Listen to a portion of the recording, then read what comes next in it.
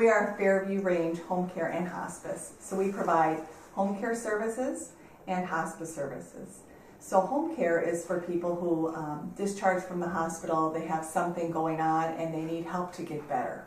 So we provide those services to people in their home or in assisted livings. But our passion really is hospice care, and we provide hospice care, which is for people who are at the end of their life. So when the doctor says that the prognosis for someone is 6 months or less, then we can step in and help. The patient also has to have the hospice philosophy, which is no longer seeking curative or life-prolonging treatment, but wanting their symptoms managed in the home. So home is in their private residence, in assisted livings. We partner with Little Fork Care Center, and we're able to provide hospice care there. So Medicare pays us, or private insurance pays us to go in and manage those symptoms. And so it's a team approach.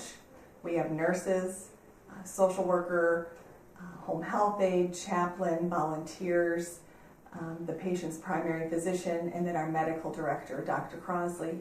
And together we manage those symptoms. Medicare requires that we provide those core services as well as medications, medical equipment. But then they also require that we cover ancillary services, some other things. And those would be volunteer services, bereavement services, maybe some supplies, or care for people who don't have insurance. So that's why we do fundraisers, and we accept memorials, grants, and donations to cover those things. And that's where I come in, and I help out with the butterfly release that we have every year. And this is our 13th year. And we sell butterflies for $20 a piece. And the money that we make from that goes to all of the items that Medicare does not pay for.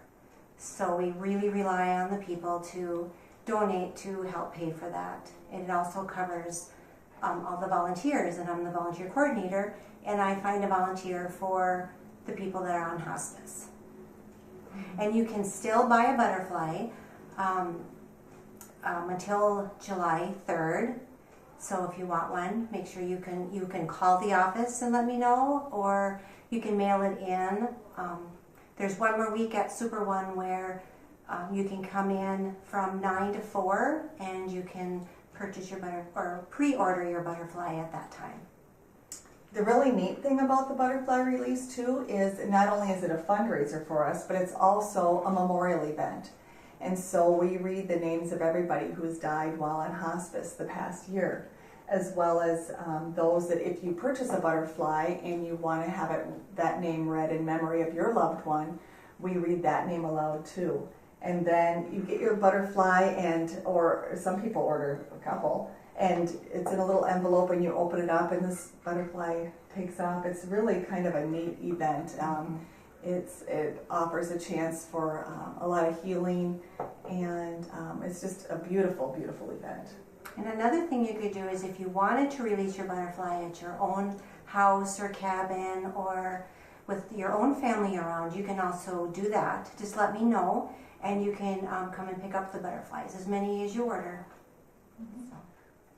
The release is going to be August 19th at 1 o'clock at JC's house. It used to be Leonard's. It's at American in the garden behind the restaurant.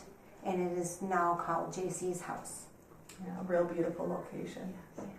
So if the community would like to get involved in hospice, we do offer volunteer training, and like Polly said, we accept volunteers, and it's a chance to be able to go in and make a difference for someone who's at the end of their life and their families. It's an extensive training, and we offer that a couple times a year. So you're not just sent out there without training, you do get appropriate training. But that's one way the community can get involved. Another way is to buy a butterfly or to make a donation to hospice to cover those things that we had said that Medicare doesn't cover but requires that we offer. And so you can send donations to our office anytime.